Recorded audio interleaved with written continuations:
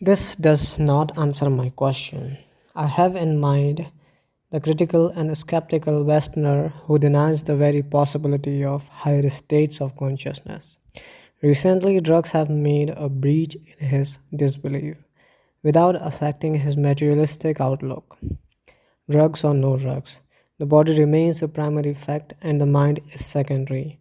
Beyond the mind, they see nothing. From Buddha onwards, the state of self realization was described in negative terms as not this, not that.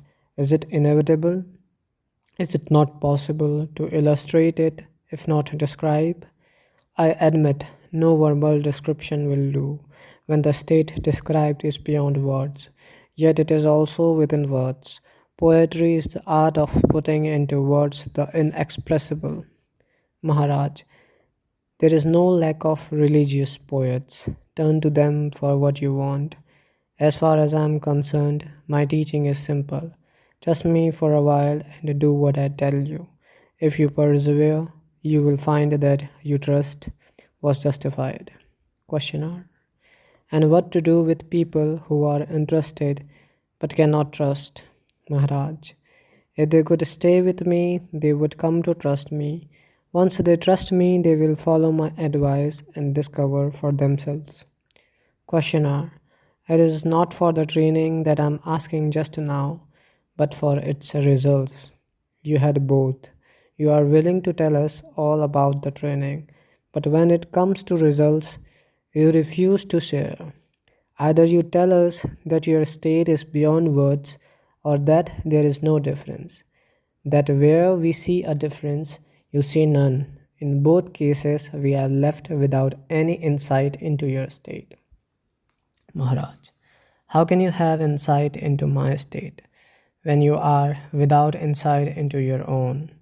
When the very instrument of insight is lacking, is it not important to find it first? It is like a blind man wanting to learn painting before he regains his eyesight. You want to know my state, but do you know the state of your wife or servant? Questioner.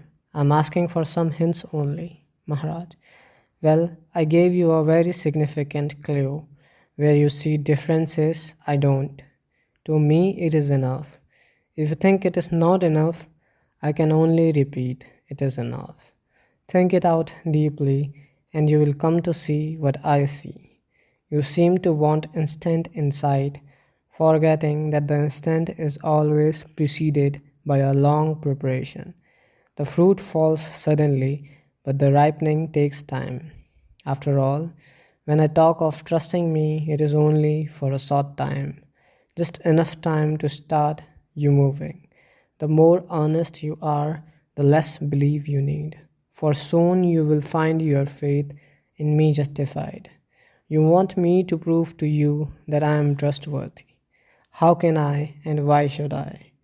After all, what I am offering you is the operational approach. So, current in Western science, when a scientist describes an experiment and its results, usually you accept his statements on trust and repeat his experiment as he describes it. Once you get the same or similar results, you need not trust him anymore. You trust your own experience. Encouraged, you proceed and arrive in the end at substantially identical results. Questioner. The Indian mind was made ready for metaphysical experiments by culture and nurture. To the Indian, phrases like direct perceptions of the supreme reality make sense and bring out responses from the very depths of his being.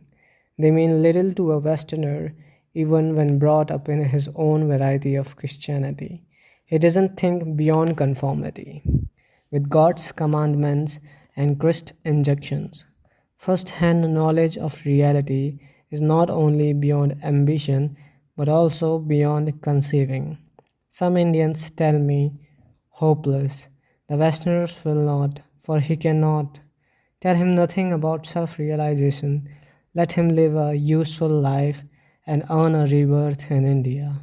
Then only will he have a chance. Some say reality is for all equally, but not all are equally endowed with the capacity to grasp it. The capacity will come with desire, which will grow into devotion and ultimately into total self dedication, with integrity and earnestness and iron determination to overcome all obstacles.